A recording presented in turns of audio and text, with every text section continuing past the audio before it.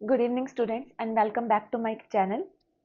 आज हम लोग स्टार्ट कर रहे हैं अपना चैप्टर जेनेटिक्स, जो हम अपनी फर्स्ट क्लास में स्टार्ट कर चुके हैं, जिसमें हम लोगों ने बात की थी कुछ बेसिक टर्म्स के बारे में।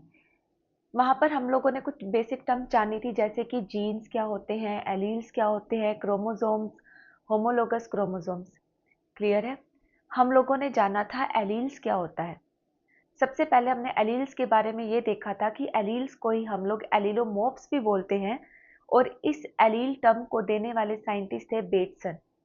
ठीक है, हमने देखा एलील्स की डेफिनेशन में हमने ये जाना कि एलील्स क्या होते हैं कि होमोलोगस क्रोमोसोम्स की नॉन सिस्टर क्रोमैटिड्स पर क्रोमोसोम्स की सेम पोजीशन पर, फिक्स्ड पोजीशन पर, जब जीन की सेम फॉर्म या ऑल्टरनेटिव फॉर्म प्रेजेंट होती है, उन्हीं ही हम लोग क्या बोलते हैं, एलील्स। ये हमने फर्स्ट क्लास में जाना था। क्लियर है? अब आगे हम इसी से आगे हम लोग स्टार्ट करते हैं कुछ और बेसिक टर्म्स। ठीक है, आज हम लोग स्टार्ट करते हैं। सबसे पहले आज हम जानेंगे क्या, homozygous. Homozygous organism, homozygous organism. ठीक है, आज हम देखेंगे कि होमोजाइगस ऑर्गेनिजम्स क्या होते हैं।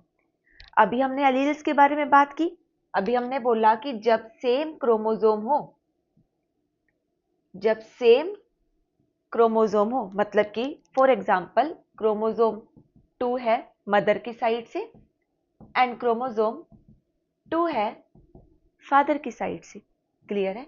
जब हमारे पास सेम सेट होता है क्रोमोसोम का, क्रोमोसोम्स के, आपको ने हमने फर्स्ट वीडियो में ही बात की थी कि जो क्रोमोसोम होते हैं अपनी सेल साइकिल की एस फेज में, सेल साइकिल के कौन से फेज में, एस फेज में, एस फेज को ही हम लोग क्या बोलते हैं, सिंथेसिस फेज।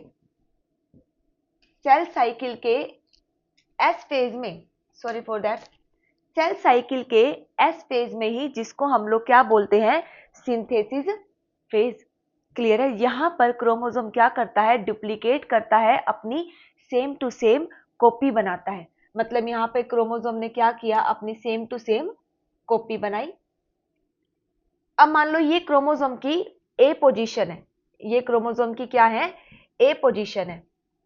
क्रोमोसोम की, होमोलोगस क्रोमोसोम्स की नॉन सिस्टर क्रोमैटिड्स पर क्रोमोसोम की ए पोजीशन पर अगर जीन की सेम फॉर्म प्रेजेंट है, सेम फॉर्म मतलब मान लो हम लोग जीन लेकर चल रहे हैं, कौन सा जीन का कौन सा करेक्टर लेकर चल रहे हैं, समझने के लिए, जानने के लिए हम लोगों ने करेक्टर लिया क्या, हाइट। क्लियर है? इस हाइट के दो एक्सप्रेशन होंगे, या तो हाइट क्या होगी, टोल, या फिर हाइट क्या होगी, ड्वार्फ। क्लियर है? ड्वार्फ को हम लोग डिनोट करेंगे कैपिटल टी से, एंड ड्वार्फ को हम लोग डिनोट करेंगे किससे, स्मॉल टी से। ठीक है, अब हम लोगों ने देखा कि जब क्रोमोसोम का सेम सेट हो और उसकी नॉन सिस्टर क्रोमैटिड्स पर क्रोमोसोम की कोई भी फिक्स्ड पोजीशन पर, हमने यहां पर एग्जांपल मान लिया क्रोमोसोम की ए पोजीशन, मतलब क्रोमोसोम की कोई भी फिक्स्ड पोजीशन पर अगर जीन की क्या है, दोनों सेम फॉर्म प्रेजेंट है। मान लो अगर यहां पर भी कैपिटल टी है, कैपिटल टी है, जीन की दोनों फॉर्म क्या है, सेम है, उन ऑर्गेनिजम्स को क्या बोलते हैं, होमोजाइगस ऑर्गेनिजम्स।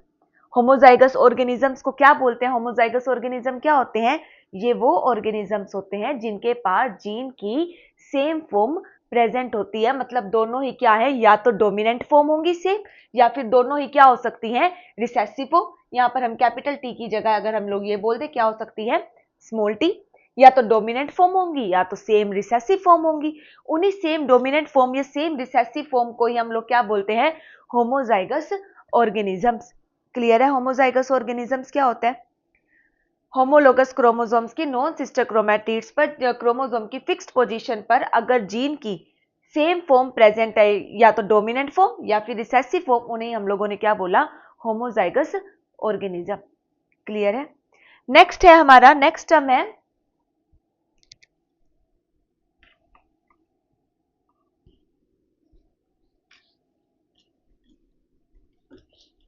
नेक्स्ट डेफिनेशन है हमारी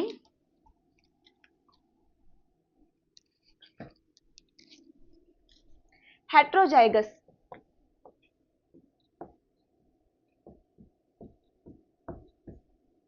हेट्रोजाइगस ऑर्गेनिज्म। क्लियर है? यहां से सेम याद कर लो, हेट्रो किसको डिनोट करता है, टैरो किसको डिनोट करता है, इट डिनोट्स डिफरेंट, इसका मतलब क्या होता है, डिफरेंट। क्लियर है? अब हम लोग यहीं से जानेंगे कि जब क्रोमोसोम्स की, सेम क्रोमोसोम्स की नॉन सिस्टर क्रोमैटिड्स पर, जब क्रोमोसोम की, ये भी मान लो क्रोमोसोम 1 है और ये भी क्या है, क्रोमोसोम 1 है, जब क्रोमोसोम्स की नॉन सिस्टर क्रोमैटिड्स पर जीन की क्या हो, डिफरेंट फॉर्म प्रेजेंट हो, या तो एक कैपिटल फॉर्म में मतलब एक डोमिनेंट और एक रिसेसिव फॉर्म। क्लियर है? जब डिफरेंट फॉर्म प्रेजेंट होती है जीन की, उसे ही हम लोग क्या बोलते हैं, हेटेरोजाइगस ऑर्गेनिजम्स। क्लियर है? ये थी हमारी कुछ बेसिक बातें। आज हम लोग इसी चैप्टर में सबसे पहले हम लोग बात करेंगे क्या, मेंडल के बारे में। हम लोग जानेंगे मेंडल की छोटी सी एक स्टोरी है, उस स्टोरी के बारे में हम लोग जानते हैं सबसे पहले। ठीक है? मेंडल का पूरा नेम था ग्रिगोर जोन मेंडल।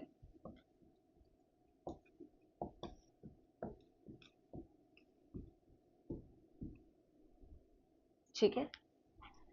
मेंडल का जो बोर्न ईयर है, जब ये पैदा हुए थे, इनका सन है क्या, ईयर है 1822 टू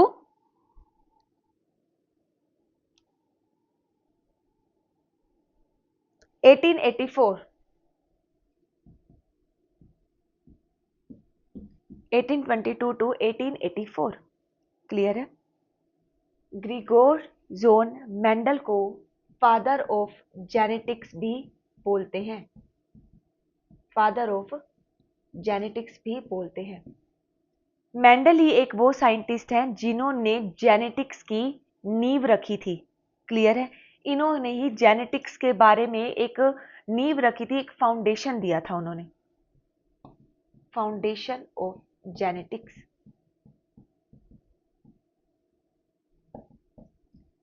क्लियर है? अब हम लोग बात करते हैं क्या, मेंडल का जन्म, मेंडल का जन्म, इसका प्रोनाउंसिएशन होती है बच्चा साइलीजन। मेंडल का जन्म साइलीजन, एक विलेज है, कहां का, ऑस्ट्रिया का, ऑस्ट्रेलिया, ऑस्ट्रिया का एक विलेज है साइलीजन, यहां पर मेंडल का क्या हुआ था, जन्म हुआ था। ग्रिगोर जोन मेंडल को फादर ऑफ जेनेटिक्स बोलते हैं। इन्होंने जेनेटिक्स की सबसे पहले नींव रखी थी और इनका जन्म कहां पर हुआ था, ऑस्ट्रिया में हुआ था। ऑस्ट्रिया का एक गांव है साइलीजन। ठीक है? इसके बाद इन्होंने, इनका जो जन्म था वो एक बिल्कुल किसान की फैमिली में हुआ था, फार्मर फैमिली थी जहां पर इनका जन्म हुआ था। उसके बाद इनका जन्म हुआ और इन्होंने, मेंडल ने क्या किया था, कई सालों तक फिलोसफी पे स्टडी की थी। ठीक है? फिलोसफी पे स्टडी करी और उसके बाद वो स्कूलिंग करने के लिए, आफ्टर स्कूलिंग वो एक मोनेस्ट्री है वहां पर चले गए थे, ब्रून में, ऑगस्टीनियन।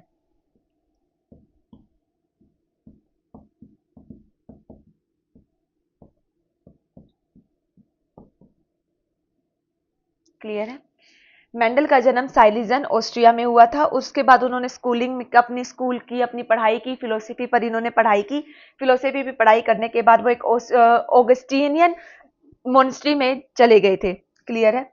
वहां पर उन्होंने क्या किया था, ये जो स्कूलिंग के बाद ये जो मोनेस्ट्री थी, ये कहां पर थी, ब्रून में। और ये कौन सी एज में गए थे, 21 एज में। जब ये 21 साल के थे तब वो एक ब्रून, ऑस्ट्रिया का ही एक प्लेस है जहां पर इनका ऑगस्टिन मोनेस्ट्री के अंदर ये चले गए थे। और जैसे ऑगस्टीनियन मोनेस्ट्री मतलब कि जहाँ एक रिलीजियस प्लेस है, एक पवित्र, एक धार्मिक स्थल है, जहां पर ये लोग, ये क्या था, मेंडल थे, वो चले गए थे और उसके बाद कुछ समय तक ये वहीं रहे और उसमें ये 25 साल की उम्र में, अपनी 25 एज में ये क्या बन गए थे, एक प्रिस्ट बन गए थे। प्रिस्ट मतलब मोंक, मतलब संत बन गए थे वहां पर जाकर 25 की एज में। क्लियर है? उसके बाद मेंडल 1851 में, मेंडल 1851 में अपनी पढ़ाई के लिए एक यूनिवर्सिटी चले गए, यूनिवर्सिटी वियना। इस यूनिवर्सिटी में गए जहां पर इन्होंने स्टडी की physics and the natural science, physics and the botany and the physics के ऊपर इन्होंने स्टडी की। और अपनी स्टडी करने के बाद वो वापस से अपनी इस मोनेस्ट्री ब्रून के अंदर, इस ब्रून में, ब्रून जो प्लेस है वहां पर ऑगस्टिन मोनेस्ट्री में वो वापस आ गए थे।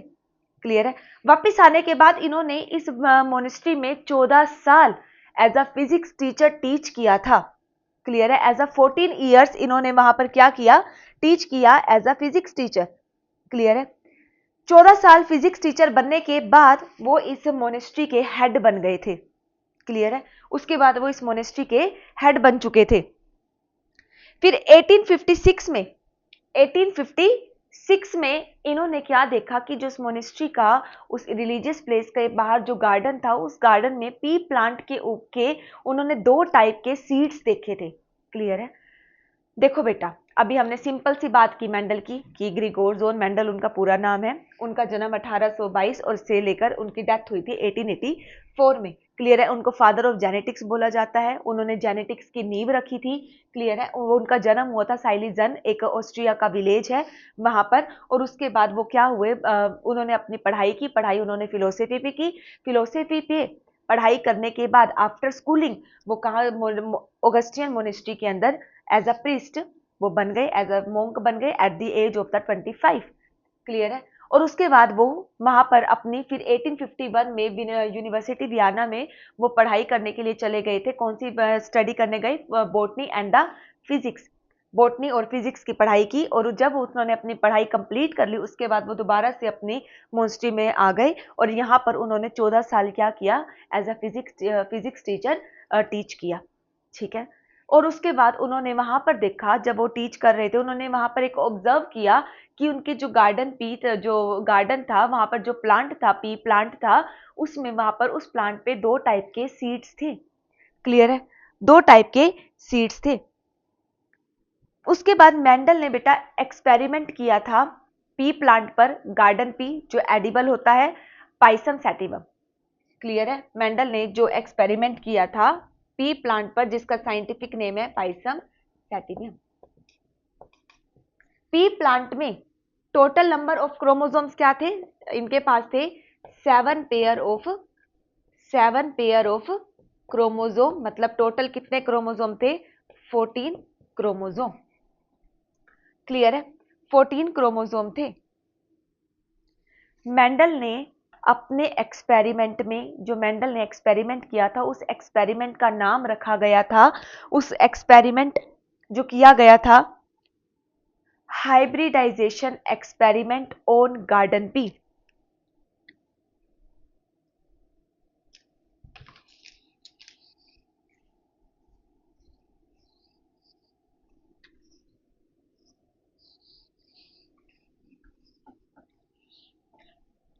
मेंडल ने जो एक्सपेरिमेंट किया था गार्डन पी पर, और उस एक्सपेरिमेंट का नाम था एक्सपेरिमेंट हाइब्रिडाइजेशन, सॉरी एक्सपेरिमेंट का नेम था hybridization experiment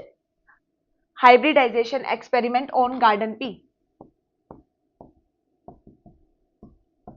hybridisation experiment on garden P.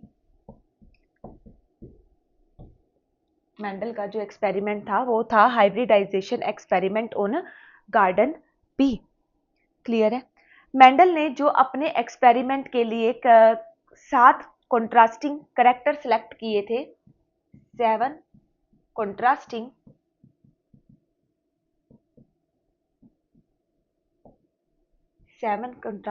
Character, जितनी भी वैरायटी उन्होंने सेलेक्ट की थी, all selected varieties are pure line.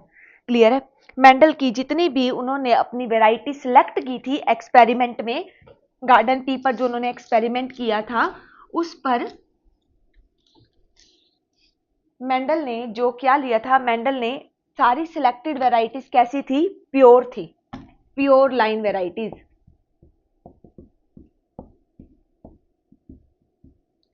Pure line varieties जिसको हम लोग ट्रू ब्रीड भी बोलते हैं। मतलब हाइब्रिड नहीं था, या तो उन्होंने दोनों क्या लिया था, डोमिनेंट फॉर्म या फिर रिसेसिव फॉर्म। अगर हम ये बोलते हैं कैपिटल टी स्मॉल टी, ये क्या बन जाता है, हाइब्रिड, जहां पर कोई भी कॉम्बिनेशन ना हो, दोनों फॉर्म क्या हो, जीन की सेम हो, होमोजाइगस हो। क्लियर है, उसी हम लोग क्या बोलते हैं, प्योर लाइन, मतलब कि होमोजाइगस। अभी हमने बात की थी होमोजाइगस क्या होता है, जब जीन की सेम फॉर्म प्रेजेंट होती है उन्हें हम लोग क्या बोलते हैं, होमोजाइगस। मेंडल ने अपने जो एक्सपेरिमेंट में अपने जो करेक्टर लिए थे, जो वैरायटी सेलेक्ट की थी, वो वैरायटी क्या थी, सारी की सारी प्योर लाइन वैरायटीज थी, जहां पर कोई भी मिक्सिंग नहीं थी अदर जीन की, सारे जीन क्या थे, सेम फॉर्म ऑफ जीन उनकी प्रेजेंट थी। क्लियर है। और उनका जो पेपर था एक्सपेरिमेंट इन प्लांट हाइब्रिडाइजेशन, जो उन्होंने एक्सपेरिमेंट किया था, hybridization experiment on the garden pea, वो एक लोकल मैगजीन में पब्लिश हुआ था।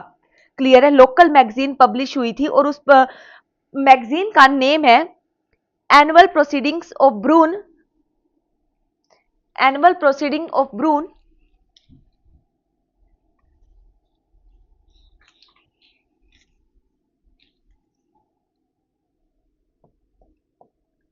एनुअल प्रोसीडिंग ऑन ब्रून देखो बेटा, annual proceedings of Brunn, of Brunn natural science society, और ये कब पब्लिश हुई थी, इन 1856, इन 1856। क्लियर है। और 1884 में मेंडल की डेथ हो गई थी। क्लियर है।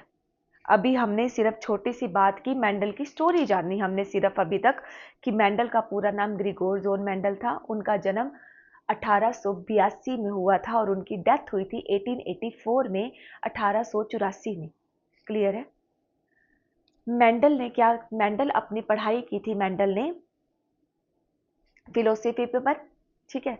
अपनी पढ़ाई करने के बाद वो एक ऑगस्टियन मोनेस्ट्री के अंदर आकर शामिल हो गए थे। उसके बाद वो अपनी पढ़ाई के लिए बोटनी और फिजिक्स की पढ़ाई के लिए यूनिवर्सिटी ऑफ वियना गए। वहां पर जाने के बाद उन्होंने अपनी पढ़ाई कंप्लीट की। पढ़ाई कंप्लीट करने के बाद वो वापस आए ब्रून में आने के बाद उन्होंने 14 साल as a physics teacher teach किया। क्लियर है। और उसके बाद वो हेड बन चुके थे उस मोनेस्ट्री के। वहां पर उन्होंने ऑब्जर्व किया कि उस गार्डन में पी प्लांट के ऊपर 2 टाइप के सीड है। तो उन्होंने वहां पर एक एक्सपेरिमेंट दिया था, मेंडल ने काम किया था पाइसम सैटिवम गार्डन पी पर, जहां पर टोटल नंबर ऑफ क्रोमोसोम थे 14, मतलब 7 पेयर ऑफ क्रोमोसोम। ठीक है। तो मेंडल ने फिर अपनी एक एक्सपेरिमेंट किया था, hybridization experiment on the garden pea, और जिस लोकल मैगजीन में वो पब्लिश हुआ था, annual proceedings of the Brunn natural science society in 1856 में। क्लियर है। मेंडल कोई भी रिकॉग्नाइजेशन या कोई भी नोबेल प्राइज लेकर अपनी जिंदगी में नहीं जिए थे। मेंडल ने काम बहुत अच्छा किया था। मेंडल को ने सारे लॉ दिए थे जो जेनेटिक्स की उन्होंने नींव रखी थी, लेकिन जब तक वो जिंदा रहे थे वो तब तक उनको कोई भी रिवॉर्ड नहीं दिया गया था। उनके काम को दबा दिया गया था, सप्रेस हो चुका था उनका। उसके रीजन हम जानेंगे कि क्यों मेंडल जिंदा थे जब तक उनके काम को क्यों नहीं तवज्जो दी गई, क्यों नहीं उनके काम को जाना गया, क्यों नहीं उनके काम को समझा गया। ठीक है।